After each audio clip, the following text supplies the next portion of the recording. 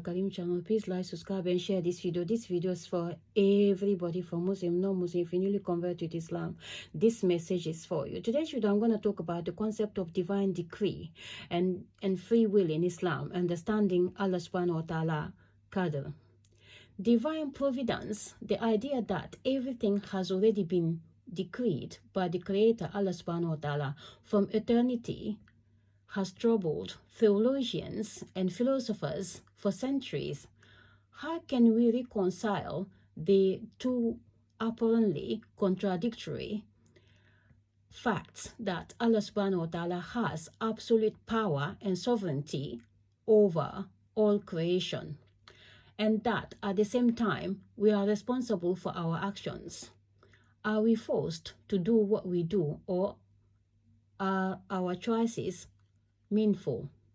The question of divine providence, also known as divine decree or predestination, led to one of the earliest sectarian schisms in the Muslim community between the Qadrites, who believed in absolute human free will.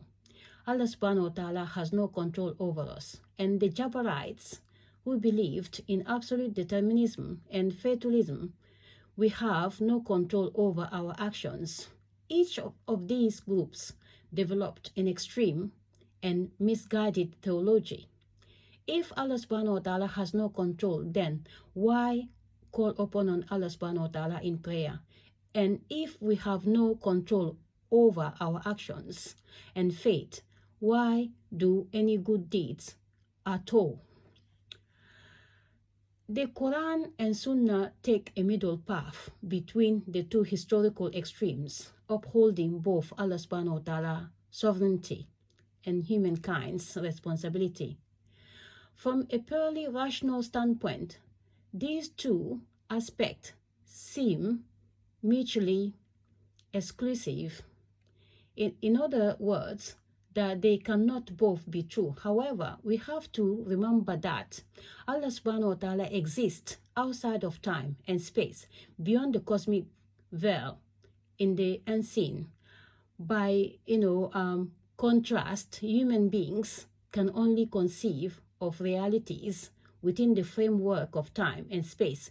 Divine providence is a reality that exists beyond time and space, which means we are simply incapable of conceiving it with our limited rational faculties. For this reason, Allah subhanahu wa ta'ala communicated the reality of providence using the tools of language, in particular, literally, imagery, al-taswir, al-fani, which in the Quranic sciences involves expressing a mental meaning by use of sensory and visualized pictures. These images are the pen and the preserved tablet and the angelic records of deeds. They articulate the nature of providence, that Allah subhanahu wa ta'ala has complete control over what is decreed from pre-eternity and what is later expunged. These images are not fictional, nor merely metaphorical. On the contrary, they constitute profound truths in the universe and are realities in themselves. While all things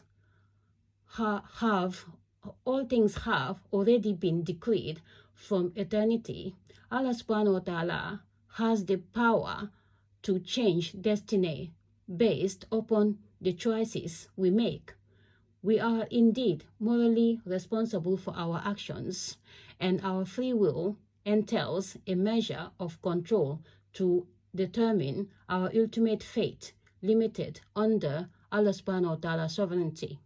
So this is the message I have for you today. I hope this message help you on your healing journey as well as your divine journey. Allah bless you all. Allah put back than everything you do. Allah love you. Al-Karim love you so much. To all my Muslims who travel around the world and the chosen ones, you are beautiful soul. You are the light. You are the love. You are the truth. You are the hope. Keep increasing your iman every single day by praying to Allah subhanahu wa ta'ala from Fajr to Isha and read the Quran. Never lose hope in the mercy of Allah subhanahu wa ta'ala and keep protecting your energy to maintain your iman. Allah bless you all. I'm going to end this message here.